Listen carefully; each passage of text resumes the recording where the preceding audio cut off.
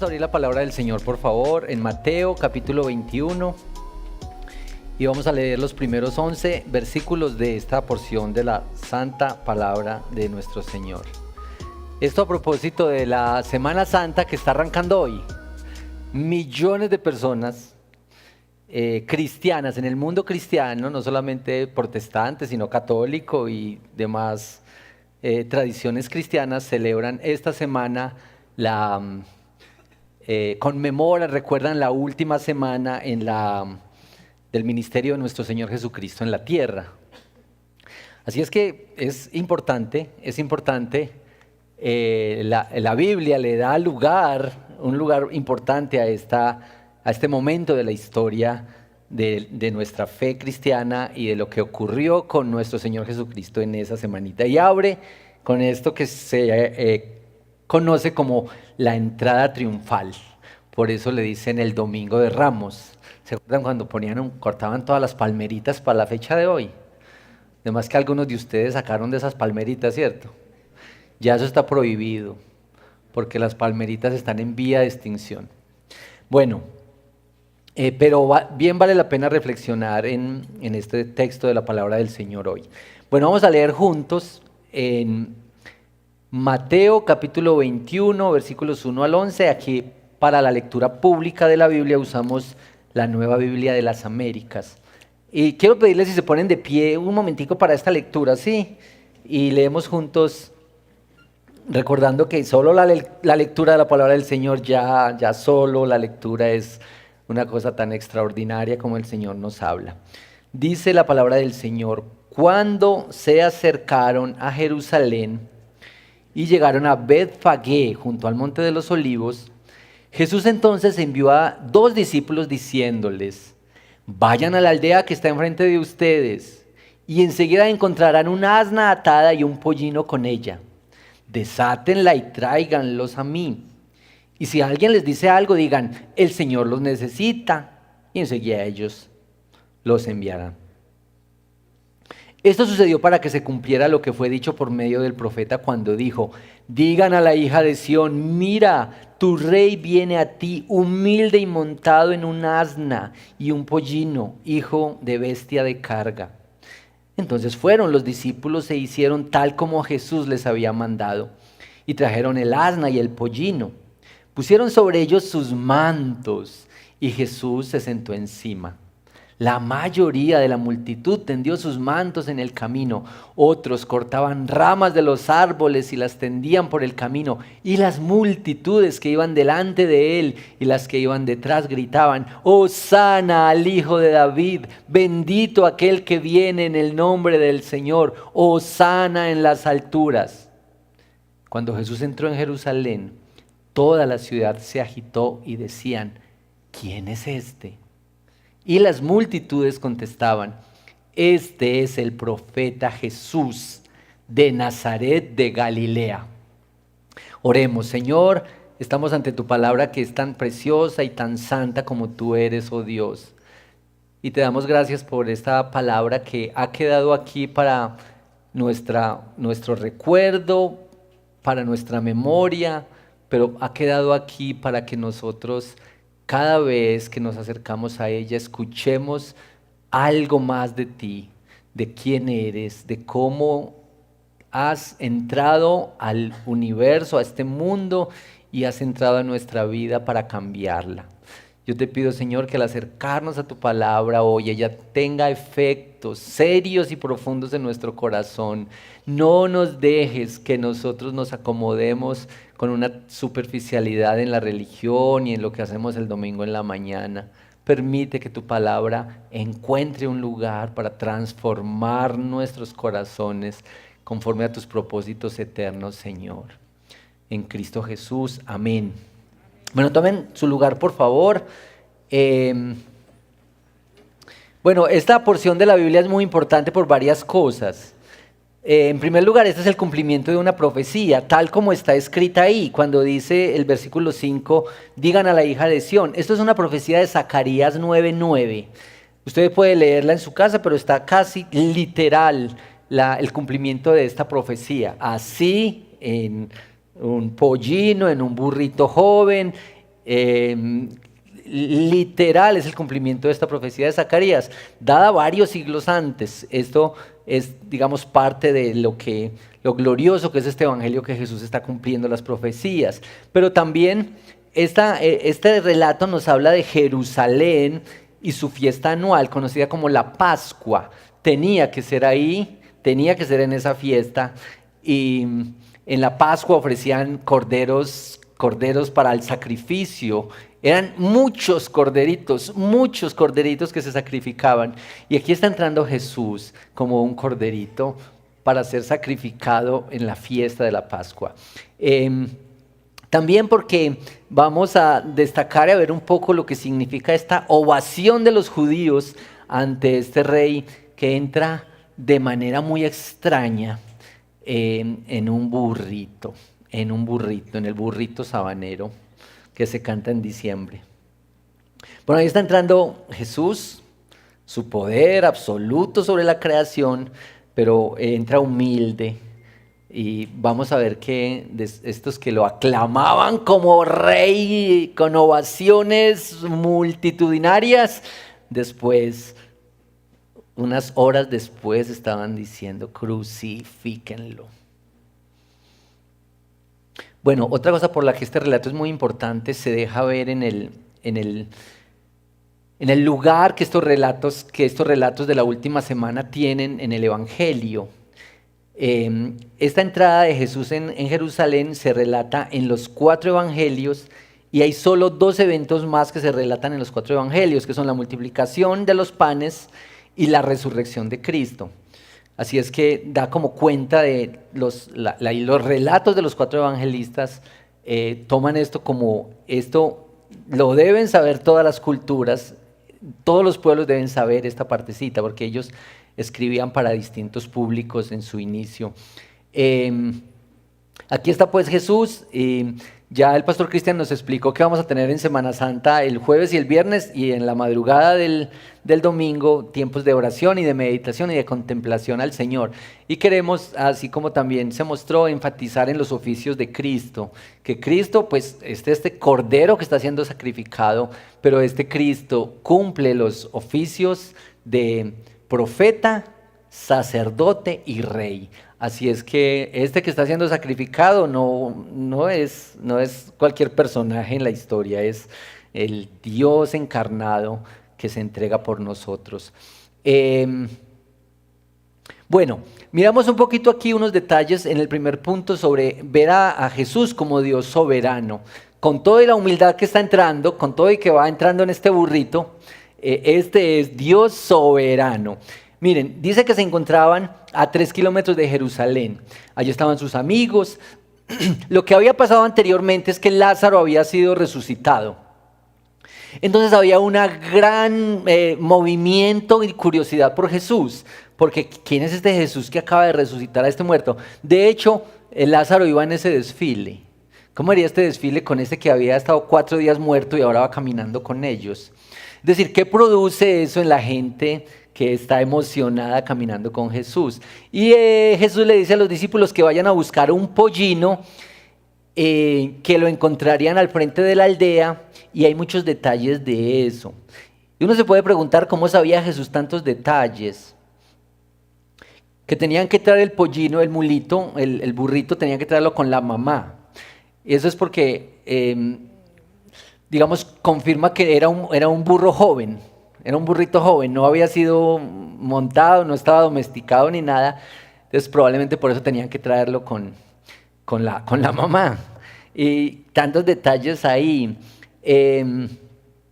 ¿Cómo sabía Jesús dónde estaba? Que lo tenían que traer a los dos, que allí, como los detalles, como el Señor soberano sobre los detalles. Uno tiene que pensar que este Señor tan grande, tan soberano y tan eterno, le importan los detalles, no solamente allá, sino también los detalles de nuestra vida. Algunas cosas que uno da por sentado, que eso no pasó, o que eso no le interesa a Dios. Dios tan eterno y soberano tiene en cuenta los detalles. Podríamos decir que Dios es detallista. Es un detallista, Dios. Miren, por ejemplo, nos hace recordar también los detalles en el nacimiento de Jesús. ¿Se acuerdan del mensaje de los ángeles en el nacimiento de Jesús a los pastores? Dice, encontrarán al niño envuelto en pañales. Y uno dice, ¿y el escritor bíblico para qué? ¿Para qué tiene que mencionar eso? Pañales. O sea, ¿qué es más humano? ¿Qué es más sencillo que unos pañales? Ahí está Jesús envuelto en pañales, como que Jesús señala que tiene el dominio y el control también sobre los detalles. Miren pues. Bueno, Jesús está entrando al escenario donde viviría el punto culminante de su ministerio. Su mayor agonía la viviría ahí. Y la victoria definitiva la viviría ahí, pero el mayor rechazo, el dolor físico más intenso e insoportable, lo viviría en esos días. Imagínense ustedes que él está entrando en ese burrito hacia eso y sabe. O sea, él sabe las horas que le esperan, sabe el dolor, el sufrimiento, la agonía, la tristeza que lo va a envolver en los próximos días. Y ahí va, y ahí va. Y ahí va. Yo sé que uno, cuando tiene que ir a que le saquen una muela, uno está muerto de miedo, ¿sí o no? O que le hagan una calcita, ¿cierto? Uno con tanto miedo. Bueno, Jesús sabía lo que iba a sufrir, lo que le iba a pasar, y ahí está caminando.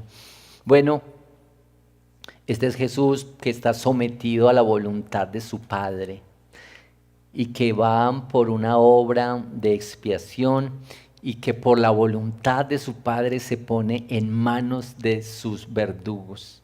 Esta es la teología que hay en este acontecimiento. Juan 10, 17, 18 dice Jesús, yo pongo mi vida para volverla a tomar. Yo tengo el poder para tomarla de nuevo. Este es Jesús. Este mandamiento recibí de mi Padre. Y dicho sea de paso, tenemos que recordar que este acontecimiento es porque el soberano se está entregando así, y va a ir a la cruz así, y va a morir así, y va a resucitar así por ti y por mí. Este es el mensaje más sencillito, esencial del Evangelio. ¿Por qué entró así en Jerusalén? ¿Por qué no entró caminando si pues había mucha gente y podía ir despacio? ¿Por qué no entró en otra forma o en un caballo blanco? ¿Por qué así? ¿Por qué el Señor sabe los detalles, sabe el cumplimiento, sabe cada cosita que va pasando en el momento y cómo va tejiendo la historia? Ya dijimos que entró así porque así estaba dicho, así estaba profetizado. El Señor es quien lo necesita y Él es el dueño de todo. Bueno, también me hizo pensar un poquito la obediencia de estos discípulos. Ellos,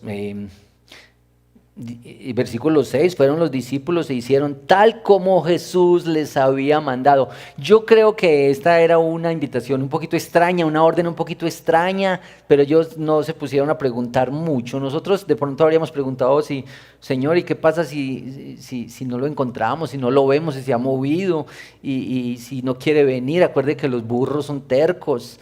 ¿Qué hacemos? ¿Por qué no nos manda la ubicación para encontrarlo mejor? Estos discípulos van porque dicen, vayan y díganle allá que el Señor lo necesita. Sorprende la voluntad y el sometimiento también de estos hombres al llamado y a la voz y a la instrucción del Señor. Este es el cumplimiento. Zacarías 9:9. Alégrate, hija de Sión. Se cree que la profecía fue 500 años antes de que esto sucediera. Y de hecho que Mateo dice que esto se hizo así para que se cumpliese lo dicho por el profeta Zacarías. El Señor lo había dicho que era en un burro. Y que entrar en ese burro estaba comunicando la postura de siervo. En Apocalipsis dice que el Señor va a volver y que va a volver como rey en un caballo blanco. Mírenlo por ahí, Apocalipsis 19. para aplastar toda rebelión. Y bueno, las profecías se cumplen. Hoy también tenemos que confiar y descansar en que el Señor cumple las profecías. Mateo aquí en esta versión, en esta porción, enfatiza el aspecto de triunfo y victoria, perdón, no el triunfo y la victoria del rey, sino el carácter de humildad y paz. Humildad y paz. Él es el dueño de todo, pero vino así. ¿Se acuerdan que iba en barcas prestadas? Iba en barcas prestadas. Aquí está en un pollino prestado. Y recuerden que también lo enterraron en un sepulcro prestado, que era nuevo, pero prestado. También dice la profecía que él lo pondrían en un sepulcro nuevo. Bueno, el Señor que tenía todo, se movían en las cosas prestadas, como que esto es uso temporal de las cosas. Pablo le está recordando esto a los corintios, en 2 Corintios 8:9. Pablo le recuerda esto a los corintios. Porque ustedes conocen la gracia de nuestro Señor Jesucristo, que siendo rico se hizo pobre por amor a ustedes, para que por medio de su pobreza ustedes lleguen a ser ricos. Me hizo pensar que todo lo que nosotros buscamos, por lo que nos desvelamos, por lo que madrugamos, por lo que nos salen canas y se nos cae el pelo a veces, todas esas cosas que nosotros buscamos tan desesperadamente en la vida, el Señor las tenía y las entregó. Y las entregó por nosotros, por amor a nosotros, para que nosotros confiemos, creamos en Él. Bueno, miremos aquí esto de las ovaciones al rey en un segundo puntico. ¿Qué es lo que está pasando con estas ovaciones? Realmente era una multitud. Algunos incluso han dicho que por los corderos que se sacrificaban, eso se podía medir y que quizá en esta semana todo este movimiento involucraba por ahí unos 2 millones de personas. Miles y miles estaban gritando en este desfile, Hosana, Hosana, Hosana al Hijo de David. Multitudes. Algunos de estos eran testigos de la resurrección de Lázaro que venían ahí, y otros habían escuchado mucho acerca de Jesús. Era una multitud inmensa, pero es que ellos tenían años esperando la redención, la salvación, el Mesías. Esperaban, tenían muchas expectativas de que llegara este prometido, y ahora lo están viendo aquí.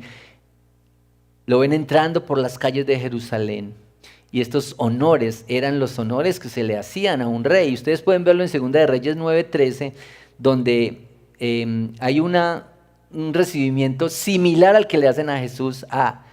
En este caso es Jehú, rey de Israel. Así, parecido los honores al rey. Y esto de Hosana, que significa sálvanos Señor, o sálvanos ahora. Por cierto, ese es el título de esta predicación. Perdonen la hora. Hosana, que significa sálvanos Señor, o sálvanos ahora, te lo rogamos. Esta era una expresión de alabanza de los peregrinos hacia Jerusalén. Miren que el salmo que estamos leyendo hoy, quisiera leer una porcioncita de este salmo. Por años los peregrinos hacia Jerusalén cantaban, anhelando este momento de la redención del Señor. Leo el versículo 22 hacia adelante del Salmo 118. La piedra que desecharon los edificadores ha venido a ser la piedra principal del ángulo. Obra del Señor es esto, admirable a nuestros ojos. Este es el día que el Señor ha hecho, regocijémonos y alegrémonos en Él. Te rogamos, oh Señor, sálvanos ahora, te rogamos, oh Señor, prospéranos ahora. Bendito el que viene en el nombre del Señor, desde la casa del Señor los bendecimos. El Señor es Dios y nos ilumina. Aten el sacrificio de la fiesta con cuerdas a los cuernos del altar. Tú eres mi Dios y te doy gracias. Tú eres mi Dios y yo te exalto. Den gracias al Señor porque Él es bueno, porque para siempre es su misericordia. Y aquí están los peregrinos subiendo a Jerusalén en sus fiestas tradicionales, cantando esto que es en la espera de este momento. Y lo que dice Mateo y los evangelios es que este momento ha llegado. Y aquí está. Este es el Cordero que estaban esperando. Muy importante esto, verlo así, el Mesías, y la popularidad era increíble. Lo tremendo es que, hermanos, esta misma multitud que estaba ovacionando a este rey, con tantas palabras y con tanta fuerza y con tanto ánimo, unas horas después estaban diciendo, crucifíquenlo. ¿Y por qué estaban diciendo que lo crucifiquen unas horitas después? Por una cosa sencilla y se las voy a decir de una vez. Por la misma razón por la que nosotros somos capaces de emocionarnos un día, hasta el llanto. Y al otro día nos sentimos decepcionados del Señor porque no cumple nuestras expectativas. Porque yo he orado esto, yo he pedido esto, yo he anhelado esto, yo he buscado esto y el Señor nada, nada, nada. Porque yo oré por la salud y antes se enfermó. Porque yo oré por trabajo y nada. Porque nosotros creemos, tenemos ciertas expectativas con este Dios. Porque nosotros nos imaginamos que Dios es como frotar la lámpara de Aladino. Que uno pide los deseos y aquí está Dios para conceder tus deseos. Este rey es distinto. Este es un rey que viene para decirte, yo no te voy a dar lo que tú anhelas necesariamente, pero te voy a dar lo que tú necesitas. Y lo que necesitas es la profunda paz de tu corazón. Y lo que necesitas es que tu alma sea reconciliada con Dios. Y lo que necesitas es ser rescatado de la muerte. Y esto, mis amigos, es más grande que cualquier dono, que cualquier regalo o beneficio que tengamos del Señor. Dicho eso, hay que aclarar, podemos orar por las peticiones, podemos poner las peticiones delante del Señor y el Señor es soberano cuando nosotros venimos delante de Él en oración. Entonces aquí está este pueblo que dice, Hosana, Hosana, sálvanos, sálvanos, te lo rogamos, pero unas horas después están pidiendo crucifíquenlo. Pronto vieron que este no era el líder que ellos esperaban. Ellos querían un líder político que trajera libertad, que derrocara al imperio romano que los tenía oprimidos. La decepción llegó porque este Jesús no vino así, no vino con esa misión, sino que vino a morir. Y en lugar de mostrarse como un líder político, Jesús viene para cuestionar la fe de los judíos, para cuestionar las creencias de ellos. No estaban preparados para un Salvador que pusiera en evidencia la magnitud de su pecado. Y a mí me hace pensar esto muy seriamente. En el momento en que la fe del Señor pide, confronta lo más profundo de nuestro corazón, lo que nadie conoce, lo que somos en los lugares más secretos de nuestra vida, lo que hemos guardado, le echamos doble llave y botamos la llave.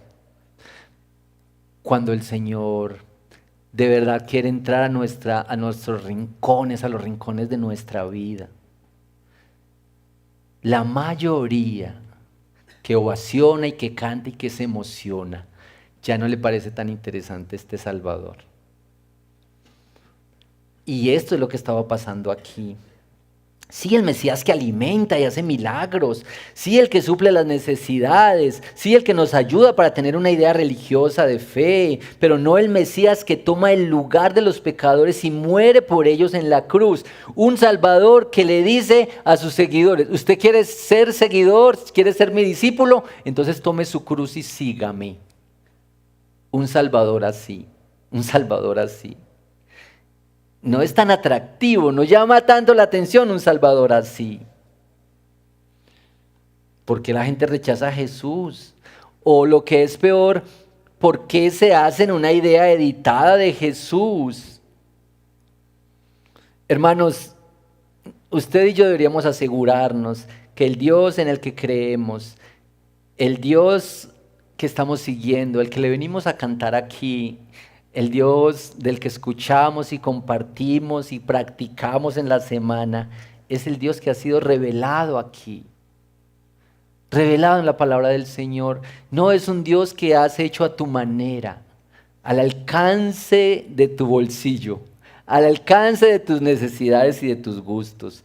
Es un Dios que nosotros no podemos domesticar. Es un Dios al que conocemos y amamos y sometemos nuestra vida a Él. Querían un Mesías que encajara con sus expectativas de vida. Entonces estaban aclamando al verdadero rey con motivaciones equivocadas. La gente quiere un Dios que pueda controlar. Nosotros tenemos que ser advertidos, hermanos y amigos, sobre el riesgo de restringir y limitar a Dios debido a que resultamos decepcionados de Él. Y es que la decepción no es difícil. No es difícil estar decepcionados. Porque resulta que la muchacha se casó en la iglesia con un cristiano y ese cristiano le salió más torcido. Entonces la muchacha dice, ya yo me casé en la iglesia y me dijo que era cristiano y me hizo sus votos. No era. Entonces yo qué voy a creer en ese Dios. Y yo oré pidiendo y rogando que el Señor, que Dios sanara de la enfermedad a ese ser tan amado. Y antes se murió. ¿Yo cómo voy a creer en ese Dios? ¿Qué me dicen ustedes de ese Dios? Es porque Dios no funciona así.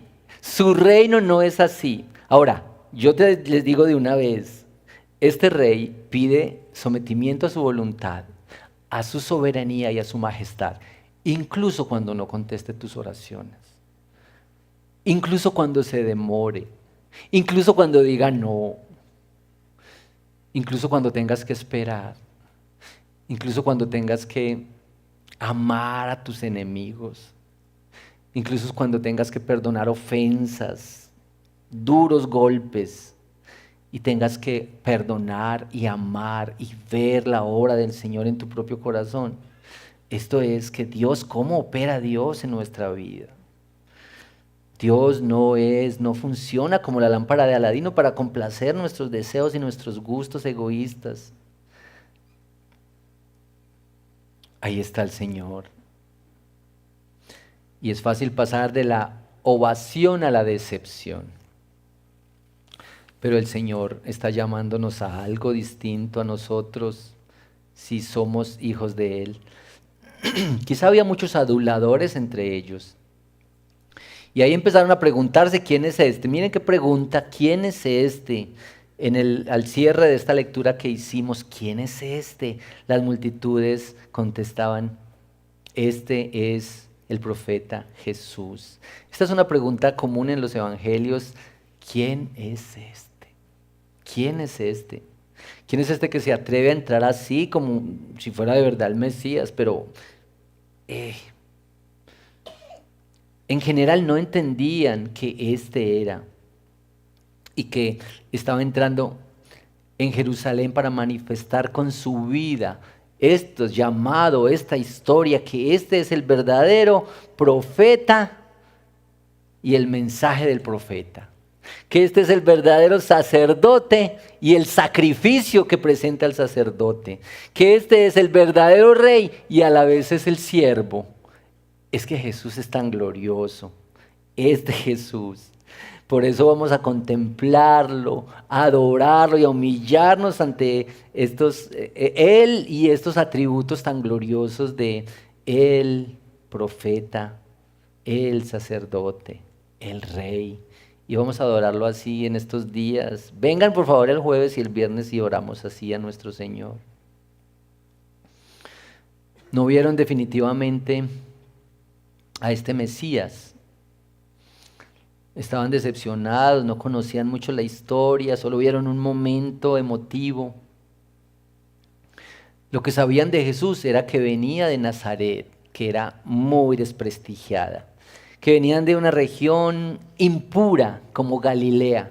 Así es que lo que están viendo era un momento de emoción, pero lo pensaron un poquito más y dijeron, este no puede ser. Este nos decepcionó ligero por su origen, por su historia, porque no satisface nuestras demandas. Hoy se corre el riesgo de anunciar al Cristo en el otro extremo. Y ustedes saben que hay mucha predicación equivocada de las iglesias, porque la prosperidad les dice que ustedes vienen a la fe y tendrán carro, casa y beca, que no les va a faltar nada en la vida, que mejor dicho, esto es. Y eso es una caricatura de la fe y del Cristo que se presenta aquí. Que llegas a Cristo y se te acaba todos los problemas. A veces llegan más problemas, esa es la realidad. Pero ahora uno tiene con quién caminar en medio de los problemas y las dudas y las necesidades y los conflictos. Ahora tienes un Cristo que te abraza, que camina contigo, que es Salvador y que quiere ser también el Señor de tu vida. Cristo es esta clase de rey que vino para librarnos de la esclavitud del pecado, para transformar corazones egocéntricos en corazones humildes.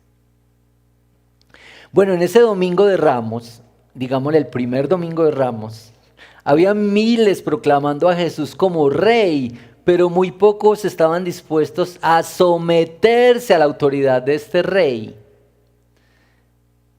Estar dispuestos a someter nuestra vida, nuestra voluntad a la suya y rendirnos, conocerlo como Señor, Dios y Salvador. Esto, mis amigos, es el llamado más esencial. Daba la impresión de una multitud apasionada y comprometida. Pero lo que Jesús veía no era eso. Veía mucha gente con muchas emociones y muy poca voluntad rendida a Él. Bueno, algo más sobre este rechazo al Cordero Rey en el punto 3. Ustedes pueden leer en Lucas 19, versículos 41 hasta el 44, lo que pasó un poquitico después de la entrada de Jesús en Jerusalén. Es que Él se paró sobre una montañita y vio a toda esa ciudad. Y lo que relata Lucas es que Jesús lloró al ver a Jerusalén. Se para allá y mira a la ciudad. Lloró por la ciudad de Jerusalén, por la religiosidad, por la incredulidad de la gente, porque a pesar de sus aclamaciones, tenían corazones duros y Cristo lo sabía. Lloró por la gente que después pediría la crucifixión de Él. Lloró por las consecuencias de rechazar seriamente al Rey. Uno tiene que pensar en esto. Que uno puede estar relacionado, familiarizado, escuchar al Evangelio y en últimas rechazar el Evangelio. Y esto dan ganas de llorar. Y Jesús lloraba por esto al ver a este pueblo. La historia dice que 40 años más tarde de ese evento, el general Tito sitió en una fiesta de la Pascua a Jerusalén.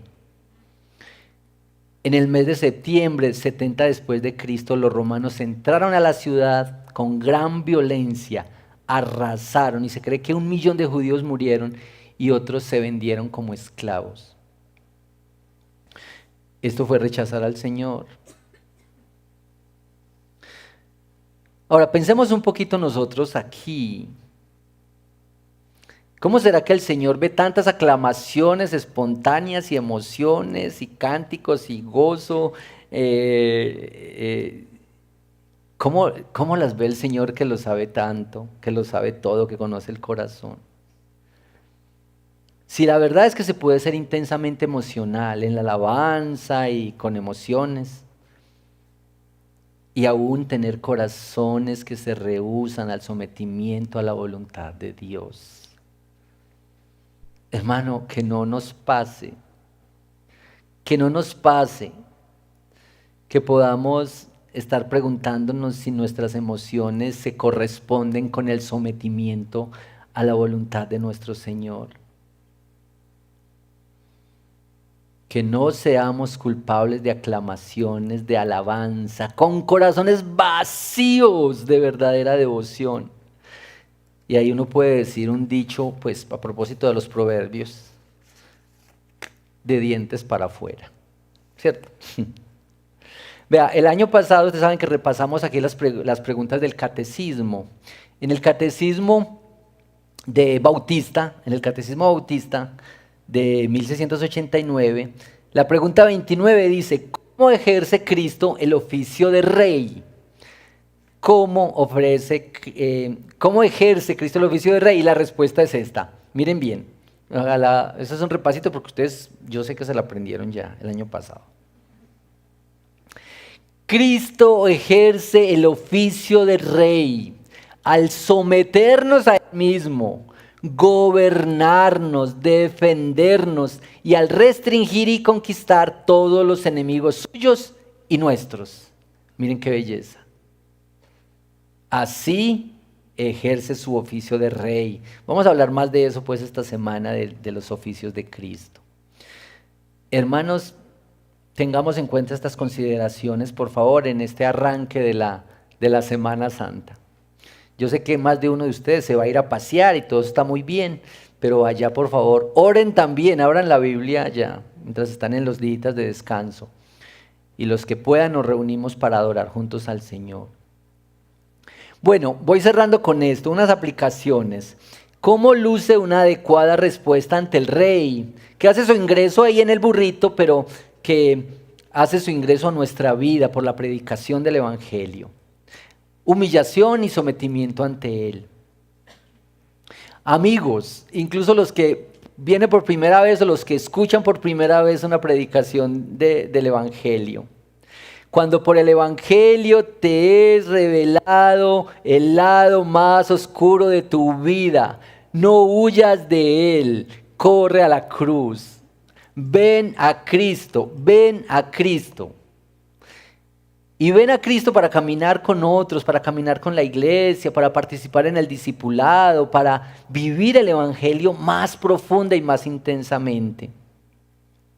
Cuando por la predicación del Evangelio, o en la conversación con otros, o en un rebañito, o en un devocional, en una consejería, en una lectura de la Biblia, ves que Dios te está diciendo algo sobre las cosas que nadie más conoce, no te resistas, ven al Señor, humíllate delante de Él, busca a alguien que te acompañe, alguien que abra la Biblia contigo, alguien que ore, alguien con quien puedas enfrentar las cosas más profundas de tu corazón, porque este es el Evangelio verdadero.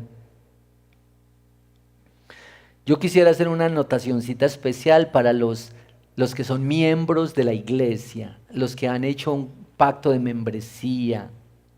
Hermanos, este es un camino lento, la vida de sometimiento al Señor. Pero recuerden por favor esas cosas que nosotros repasamos cuando hacemos un pacto de membresía con la iglesia, de servirnos unos a otros. Hermanos, a pesar de las decepciones que tenemos, porque hay muchos motivos de decepción en nuestra vida, especialmente nosotros mismos decepcionamos a los demás. Pero más allá de eso, nos hemos comprometido con vivir a la luz, con traer nuestra vida a la luz del Evangelio, de otros hermanos, con buscar ayuda en nuestra vida personal, en las cosas en las que nos quedamos atascados en nuestros pecados, en poner a la luz nuestra vida, nuestra plata, nuestra sexualidad, nuestro matrimonio y decir, aquí estamos delante del Señor. Podemos caminar con otros, podemos caminar con la iglesia, hermanos. Esto es serio si hemos de ver a este que está entrando a Jerusalén, que está entrando a nuestra vida y que va a ser el Rey y el Señor de todo lo que nosotros somos y de lo que nosotros hacemos. Bueno, ¿qué es lo que este burrito nos enseña? El burrito sabanero. Esta es una historia que cuenta el pastor Sugel. Una escritora neerlandesa llamada Corrie ten Boom, que ayudó mucho a los niños en Alemania nazi, se volvió muy famosa y recibía muchos aplausos y muchos elogios por su trabajo de ayuda y de servicio. Y a ella le preguntaron, ¿cómo hace usted para lidiar pues con todos los elogios y con el orgullo que puede producir que la gente está ahí como, ¿cierto? Entonces ella dijo esto, mire, ¿recuerdan la entrada de Jesús en Jerusalén? El burro no creía que esos aplausos eran para él. El burro no estaba celebrando esos aplausos como de él. Y pues, o sea, tómenme bien esta imagen. Nosotros todos los que servimos al Señor somos como burritos. Pero no burros pues en el sentido de, así, burro, mucho burro, no. Sino que en nuestros lomos llevamos al glorioso. Así es que en los más brillantes momentos de nuestra vida de servicio, sea porque predicamos o porque cantamos bellamente, sea porque le damos a alguien y le damos a la iglesia, sea porque aconsejamos, amamos y servimos, sea en el momento más brillante del uso de tus dones, eres un burrito. Recuerda el burrito. Ahora, ¿con qué animal nos identificamos? Hay gente que en la psicología que le dicen, ¿usted con cuál animal se identifica? De ahora en adelante todos decimos, con el burrito. Para recordar que nosotros llevamos al glorioso, al Rey, al poderoso, al que sí lo puede hacer, al que sí puede cambiar, al glorioso. Y nosotros somos burritos. Pablo lo dice también en una imagen gráfica, que somos vasijas de barro. ¿Qué prefieren, burritos o vasijas de barro? Bueno, que así frágiles, pero recordar que contenemos al Señor, recordar que anunciamos, que servimos, que ayudamos por la obra gloriosa y preciosa de nuestro Salvador. Bueno, vidas sometidas a este Rey. Por eso esta semana contemplamos así en la devoción a nuestro Señor. Yo quisiera, para que oremos, que preguntarte, cuando tú ves a Cristo, cuando te hablan de Cristo, ¿qué es lo que ves? ¿Alguien con quien te emocionas cada domingo o alguien a quien lentamente estás sometiendo tu vida y te estás poniendo en sus manos? Esto es muy importante que nosotros lo consideremos, porque este Rey también quiere ser el Señor de nuestra vida. Otra vez, aunque nos sintamos decepcionados, somos llamados a conocerle más a Él. Su carácter, su naturaleza, su amor, su obra que celebramos en estos días para darnos vida abundante y gloriosa en Él.